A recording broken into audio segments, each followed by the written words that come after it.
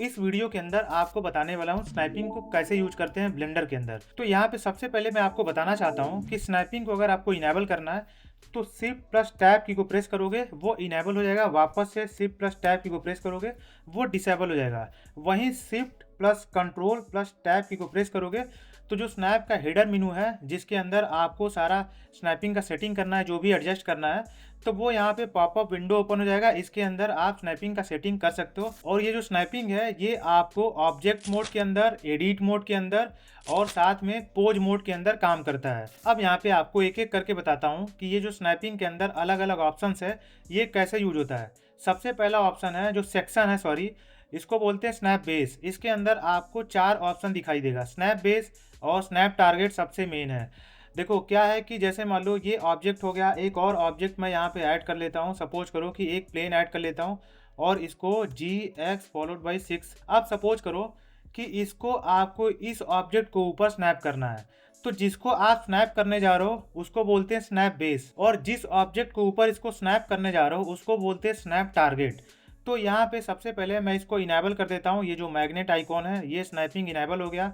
अब यहाँ पे स्नैप बेस के ऊपर मैं पहले क्लोजेस्ट चूज कर लिया हूँ और यहाँ पे स्नैप टारगेट के अंदर वर्टेक्स चूज कर लेता हूँ। अभी इसके बारे में एक्सप्लेन करता हूँ। तो अगर स्नैप बेस क्लोजेस्ट इनेबल रहेगा, मैं एडिट मोड के अंदर आ जाता हूँ। तो सपोज करो कि ये वर्टेक्स हो गया और ये पीछे का वर्टेक्स हो गया, ये दो वर्टेक्स मैंने सेलेक्ट कर लिया। अब जी की को प्रेस कर रहा हूँ। अब इस तरह से मैं इसको मूव कर रहा हूँ। टारगेट है, ये जो टारगेट है, अब इस क्यूब से अब चूंकि टारगेट जो स्नैप टारगेट है उसके अंदर मैंने वर्टेक्स चूज कर रखा है, उस वर्टेक्स से जो सोर्स ऑब्जेक्ट है यानी कि जो स्नैप बेस है वो कौन सा जो जियोमेट्री है या फिर ऑब्जेक्ट है वो क्लोज है, क्योंकि स्नैप बेस के अंदर मैंने क्लोजेस्ट चूज कर रखा है। अब चूंकि ये जो फ्रंट वाला मैं ESC की को प्रेस कर रहा हूँ ये क्लोज है, ये सारे जो भी इस ऑब्जेक्ट के अंदर वर्टेक्स है उन सारे वर्टेक्स से ये इस ऑब्जेक्ट का जो स्नैप बेस है इसका ये वाला जो वर्टेक्स है ये क्लोजेस्ट है, तो ये जाके स्नैप होगा। देखो इस तरह से किसी के ऊपर स्नैप करोगे जो क्लोजेस्ट है वो स्नैप होगा। तो ये होता है क्लोजेस्ट का यूज। अब ESC के ऊपर प्रेस करता हूँ और दूसरे ऑप्शन के ऊपर आता हूँ। दूसरा ऑप्शन है सेंटर। अब सेंटर का यूज हम तब करते हैं जैसे मान लो मल्टीपल ऑब्जेक्ट या फिर मल्टीपल ऑब्जेक्ट का जो वर्टिसेस है या फिर जियोमेट्री उसको आपने सेलेक्ट कर रखा है। अब उसको किसी अदर ऑब्जेक्ट के ऊपर आप स्नैप करना चाहते हो। जैसे ये दो वर्टेक्स मैंने चूज कर रखा है, तो यहाँ पे मैं थोड़ा सा इसको जूम करता हूँ। अब यहाँ पे R की को प्रेस करके मैं रोटेशन अप्लाई कर रहा हूँ। तो यहाँ पे देख सकते हो ये जो हैंडल है वो कहाँ से ओरिजिन हो रहा है, तो वो यहीं यहाँ कहीं से ओरिजिन हो रहा है। तो जो ट्रांसफॉर्मेशन सेंटर है, अगर सेंटर चूज करोगे, यहाँ पे जो स्नैप बेस है सेंटर चूज करोगे, तो इसको स्नैप करने जाओगे तो जो ट्रांसफॉर्मेशन सेंटर है मल्टीपल एक्टिव ऑब्जेक्ट्स का या फिर मल्टीपल सिलेक्टेड ऑब्जेक्ट का, वो जो ट्रांसफॉर्मेशन सेंटर है वो जाके, अब चूंकि स्नैप टारगेट में मैंने वर्टेक्स चूज कर रखा है तो उस वर्टेक्स पे जाके ये इस तरह से स्नैप होगा या फिर प्लेस होगा। उसके बाद तीसरा ऑप्शन है स्नैप बेस के अंदर मीडियन। अब जैसे मान लो इस वर्टेक्स को भी मैंने चूज कर लिया। अब यहाँ पे इन तीनों वर्टेक्स का या फिर सेलेक्टेड जियोमेट्री का जो मीडियन पॉइंट है वो जाके यहाँ पे स्नैप होगा। वहीं अगर यहाँ पे एक्टिव चूज कर लोगे स्नैप बेस के अंदर, तो यहाँ पे आप चूंकि देख सकते हो ये मैंने सेलेक्ट कर रखा है, ये भी, बट ये वाला एक्टिव है। लास्ट टाइम कौन सा मैंने सेलेक्ट कर रखा है वो ये वाला है, तो ये एक्टिव है। तो ये वाला वर्टेक्स जो है वो यहाँ पे जाके स्नैप होगा इस तरह से। तो जो भी आपका ऑब्जेक्ट या फिर जियोमेट्री एक्टिव होगा वो जाके स्नैप होगा। ये देखो पीछे वाला एक्टिव था तो ये जाके स्नैप होगा। वहीं आपको ऑब्जेक्ट मोड के अंदर इसका डुप्लीकेट क्रिएट कर देता हूँ और इसको थोड़ा सा एक्स एक्सिस के ऊपर मूव कर देता हूँ। अब यहाँ पे दो ऑब्जेक्ट मैं सेलेक्ट कर लेता हूँ। अब यहाँ पे देखोगे तो ये वाला एक्टिव है, ये देख सकते हो यहाँ पे थोड़ा सा एलोविस काइंड ऑफ कलर है। वहीं इसको सेलेक्ट करोगे तो ये एक्टिव हो जाएगा, वापस इसको सेलेक्ट करोगे तो ये एक्टिव हो जाएगा। लास्ट टाइम मैंने इसको सेलेक्ट कर रखा है तो ये वाला एक्टिव है। आप स्नैप करने जाओगे तो जो पीछे वाला ये वाला है ये जाके स्नैप होगा, यहाँ पे आप यहाँ पे देख सकते हो।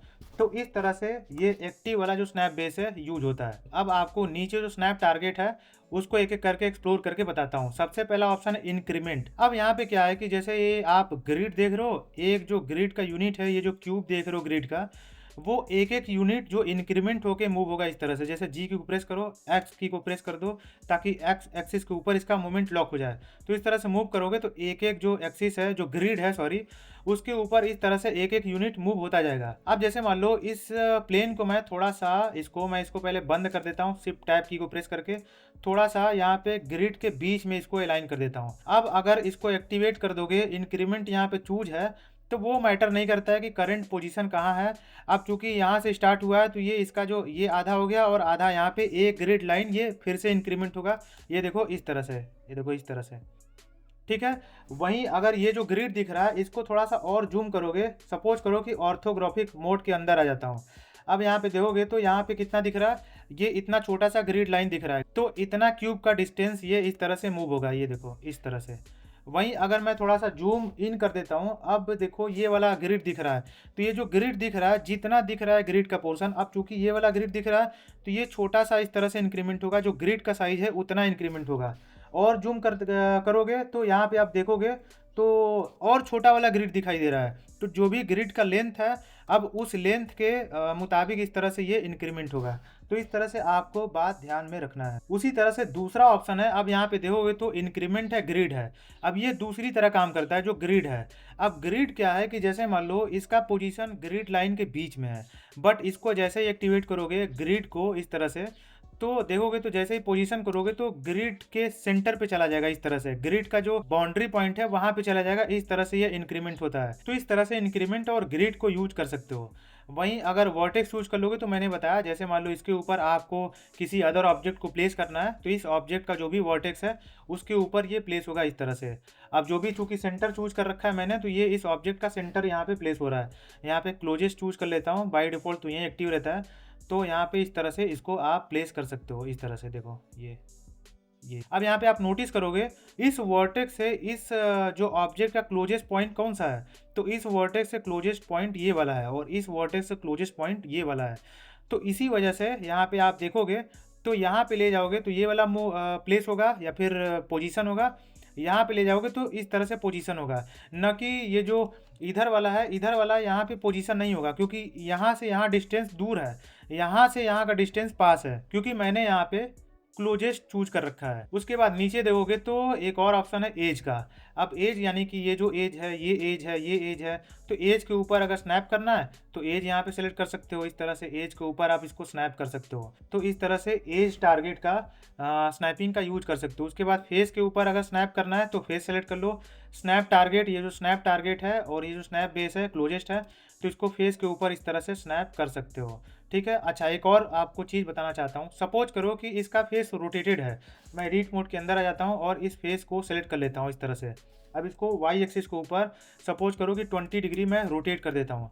अब ऑब्जेक्ट मोड के ऊपर आ जाता हूँ। सपोज करो कि एक और यहाँ पे क्यूब ऐड कर लेता हूँ, ये क्यूब हो गया, और इसको वाई एक्सिस के ऊपर मैं 4 यूनिट मूव कर देता हूँ और इसको वाई एक्सिस के ऊपर 20 डिग्री रोटेट कर देता हूँ। अब अगर इस प्लेन को इस क्यूब के ऊपर इस तरह से प्लेस करने जाओगे तो थोड़ा सा दिक्कत आएगा।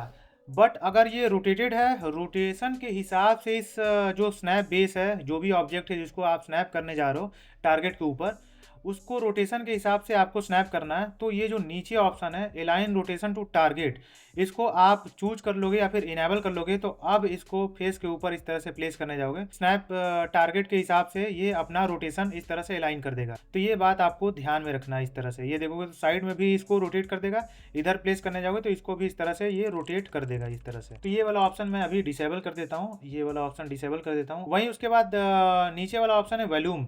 अब जैसे मान लो इस ऑब्जेक्ट का जो वॉल्यूम है वो इस ऑब्जेक्ट के अंदर है, तो अब इसको मूव करने जाओगे तो इस ऑब्जेक्ट को अंदर, इसके अंदर ही कहीं इस ऑब्जेक्ट के ऊपर कर्सर लेके जाओगे तो इसको इस तरह से प्लेस कर सकते हो। उसके बाद नीचे दोगे तो एज सेंटर है, तो अगर एज के सेंटर के ऊपर इसको मूव करना चाहते हो तो एज सेंटर का इसको यूज कर सकते हो। वहीं अगर मान लो सपोज करो कि मैं इसको अंडू कर देता हूँ, अब इसको इस तरह से करोगे तो यहाँ पे जो एज का सेंटर है वो एज के सेंटर पे इसको पोजीशन या प्लेस कर सकते हो।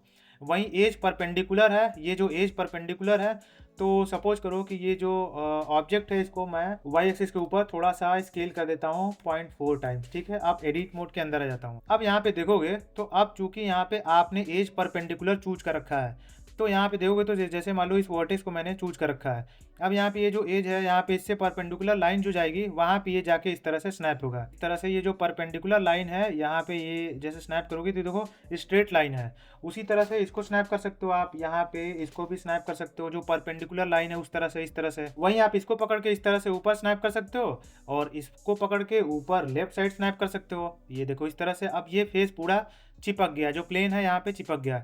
अब यहाँ पे नीचे देखोगे तो आपको यहाँ पे जो सेक्शन है snap target for individual elements, तो अगर आप मल्टीपल एलिमेंट्स को सेलेक्ट करके इंडिविजुअली किसी टारगेट के ऊपर स्नैप करना चाहते हो तब यहाँ पे इन दोनों का यूज होता है। तो यहाँ पे फेस प्रोजेक्ट का मतलब ये है कि जैसे मान लो ये फेस है, अब इसको मैं थोड़ा सा रोटेट कर देता हूँ वाई एक्सिस के ऊपर। सपोज करो कि मैं 23 डिग्री रोटेट कर देता हूँ। अब यहाँ पे ये मल्टीपल ऑब्जेक्ट है, इसको अगर आप स्नैप करने जाओगे इस तरह से, तो यहाँ पे देखोगे तो अब मल्टीपल ऑब्जेक्ट आपने सेलेक्ट कर रखा है।